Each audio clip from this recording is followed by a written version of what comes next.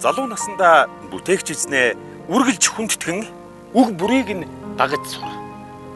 Учир нь нас өтлөөд ирэхэд хүнийг дэндүү их зовлон дардаг.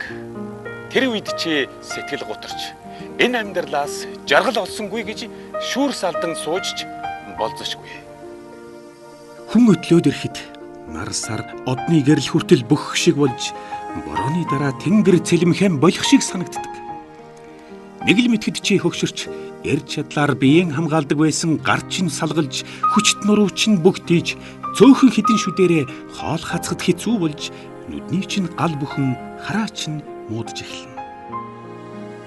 Дүлээрч хатурсан чих чинь гудамжны дуу авяаг сонсхон болж гурил тэрэмдэх таатай дуу чимээ чихэнд чимэгтэй хөгжмийн аялгауг сонсон сэтгэл сэргэх цаг өнгөрч үүрийн чогчог жиргэн дуулахад шүүд сэрэхгүй хэрнээ нэгэнт нойр хулжвал ундж чадахгүй орондоо хөрөвдөг болно.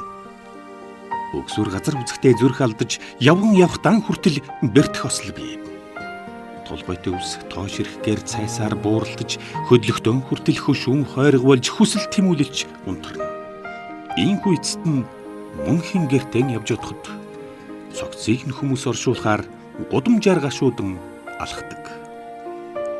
Хүн нас барна гэдэг мөнгөн гинжээр дүүжилсэн алтан дэнлүү тасран газар унаж хаг үсрэхийн адил. Эсвэл худгийн хүр дэвдэрэн зогсож доор нь дүүжилсэн хувин бут нэргүүлэхийн адил. Хүний бие махбод газар шорооноос бүтээгдсэн агаад нас барахдаа мөн л тийш ордог ажээ. Үүнчлэн хүний сүнс халин одохдоо өгсөн эзэндээ л буцаж очино. Тийм учраас амьдын завшаанаа ашиглан байж ертөнцийн эзний үгийг дагаж сур. Хүний амьдрал ийм хоосон учраас орчлонд бүх юм утгагүй, утгатай юм гэж огт байхгүй гэдгийг гүн ухаантан би хэлж чадна.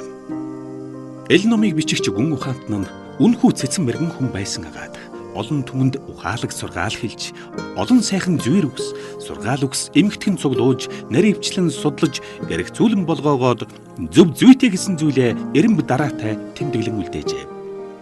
Тэрхүү гүн ухаантан энэ номыг бичихдээ оноосон үг олохыг хичээж, үнний тухай үгийг үнэн шударгаар тэмдэглэн үлдээв. Зөв зүйтэй сургаал нь ягштал хатсан хадаас мэт байр суурин алдахгүй үлдэнэ. Малчин хүн малаа шилбүрдэн нэгэн чигт туухын адилаар цэцэн мэрэгэн оюун ухаанаас гарсан үгс нь хүнийг зөв замд оруулах ташуур мөн.